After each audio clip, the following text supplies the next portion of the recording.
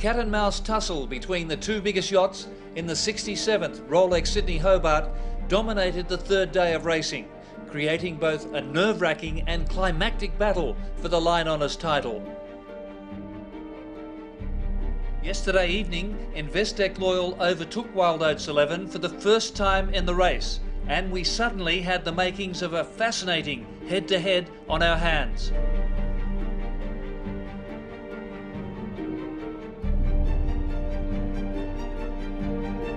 The roles were reversed this morning when Wild Oats 11 reclaimed the lead, although it was short-lived. Anthony Bell's Investec Loyal crew, counting on the expert navigation of American Stan Honey, manoeuvred impressively through the light conditions prevailing along the southeast coast of Tasmania. This momentous nautical battle began to evoke memories of some of the epic tight finishes of yesteryear. Tightest finish ever in the Rolex Sydney Hobart Yacht Race was in 1982 when famous Maxie's Condor of Bermuda and Apollo came down the river together, spinnakers up, and went across the line. 7 seconds separated them. We are hoping very much to see one of those finishes here.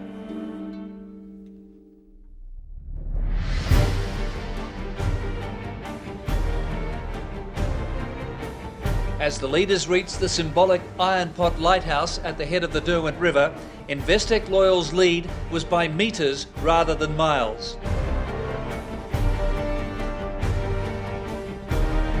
An enthralling scenario for the large crowds already building in Hobart.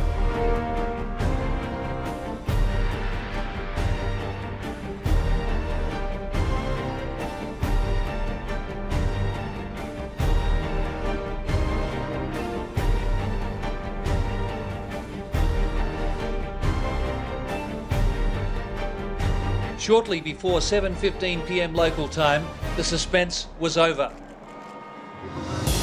Investec Loyal, first to cross the finish line in Hobart, having ousted 5-time winners Wild Oats by a narrow margin of 3 minutes and 8 seconds.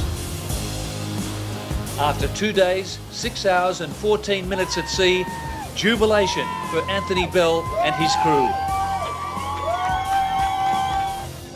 First night was pretty horrendous seas, but we got through that, and then to come through and win like we did just then was phenomenal, mate.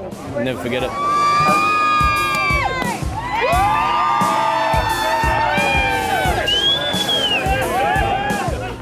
However, their victory, for the time being, is only provisional.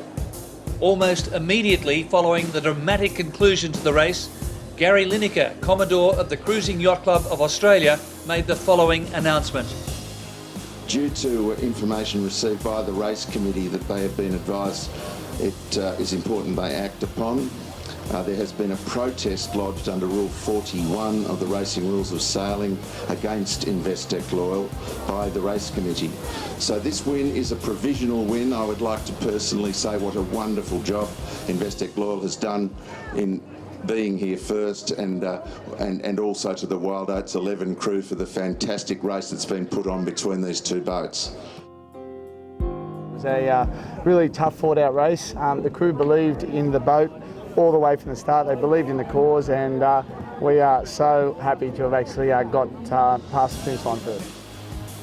Of course, to achieve an outcome in what we think is the greatest race in yachting in the world, like that one, and to get a letter saying that your win will not be confirmed until 10 o'clock tomorrow when you attend a protest committee, is of course going to be anticlimactic. Again, I'd like to stress that as knocking down that is one thing that can't be taken away from us, no matter what happens, no matter what's said, is we sailed one hell of a race out there.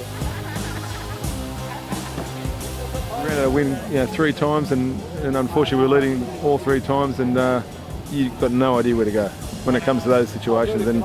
But the boat behind can see what happens, and they see that you stop and park, and then they take a different course and sail around you. That's the way it works. It's a slippier boat downwind in the light air, and we just couldn't hang on them.